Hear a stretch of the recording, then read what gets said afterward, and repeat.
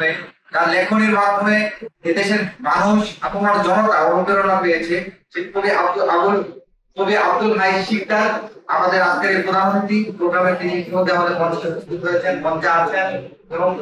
দেশ বরেণ্য কবি সাহিত্যিক এবং তরুণ গবেষকরা আমাদের মঞ্চে উপস্থিত আছেন। আপনারা জানেন আমরা যখন নির্বাচন করেছিলাম, নির্বাচনের পূর্বে আমরা যে কমিটমেন্ট করেছিলাম যে সাহিত্য সংস্কৃতিতে আমরা সকলের অংশীদারিত্ব নিশ্চিত করবো এবং সাহিত্য সংস্কৃতিতে যে একক মনোপলি চলছে সেই মনোপলি ভেঙে আমরা এখানে নতুন করে দেশের মাটি মানুষ এবং এদেশের জীবনধারাকে ধারণ করে যারা সাহিত্য সংস্কৃতির চর্চা করে তাদের যে সম্মানজনক মর্যাদা সেটি পুনঃ প্রতিষ্ঠা করবো আমরা এই অঙ্গীকার ব্যক্ত করেছিলাম। আপনারা জানেন বাংলা সাহিত্য বাংলা ভাষার ও বাংলা সংস্কৃতি রাজধানী হওয়ার কথা ছিল ঢাকা এবং বাংলা ভাষা ও সংস্কৃতির রাজধানী ঢাকাই ছিল, কিন্তু পরিকল্পিত ভাবে ব্রিটিশদের 200 বছরের কলোনিয়াল শাসন এবং পরবর্তী সময়ে যারা ক্ষমতা এসেছিলেন রাষ্ট্র পরিচালনা করেছেন তাদের এক প্রকার ভারত প্রীতির কারণে বাংলা ভাষা ও সাহিত্যের যে রাজধানী সেটি আমরা একটি নির্দিষ্ট দেশের একটি শহর কেন্দ্রিক আমরা গড়ে উঠতে দেখেছি। আমরা সেই বলয়টা ভাঙতে চাই। 5 আগস্ট এর মাধ্যমে এই বলয়টা ইতিমধ্যে ভেঙে গিয়েছে,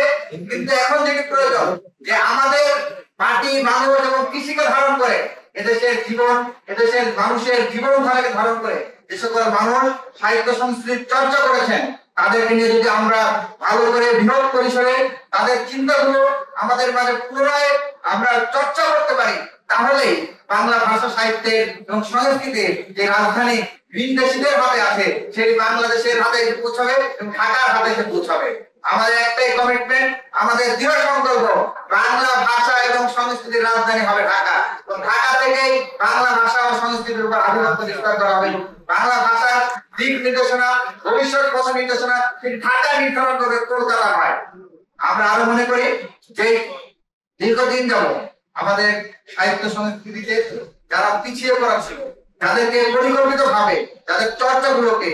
আটকে রাখা হয়েছিল, কবি গোলাম মোস্তফা বলেন, কবি ফররুখ আহমেদ বলেন, কবি আল মাহমুদ বলেন, এরকম যারা যারা এদেশের মাটি ও মানুষকে ধারণ করে সাহিত্য চর্চা করেছেন তাদের প্রত্যেককে তাদের সম্মানজনক যে মর্যাদা রয়েছে সেই মর্যাদা আমরা পুনঃ প্রতিষ্ঠা করতে চাই। এই মর্যাদা পুনঃ প্রতিষ্ঠার যে লড়াই সেই লড়াইয়ে আমরা ঢাকা বিশ্ববিদ্যালয়ের সকল শিক্ষার্থীকে পাশে চাই। আমরা পাশে চাই বাংলাদেশে যারা যারা সাহিত্য চর্চা করেন লেখেন পেশাজীবী বুদ্ধিজীবী কবি সাহিত্যিক সবার পরামর্শ চাই, বুদ্ধি চাই এবং পাশাপাশি আপনারা যারা আজকের প্রোগ্রামে উপস্থিত হয়েছেন আপনাদের যে উপস্থিতির মাধ্যমে আমাদেরকে যে অনুপ্রেরণা দিয়েছে আমাদের যে শক্তি দিয়েছে শক্তি জুগিয়েছে সেই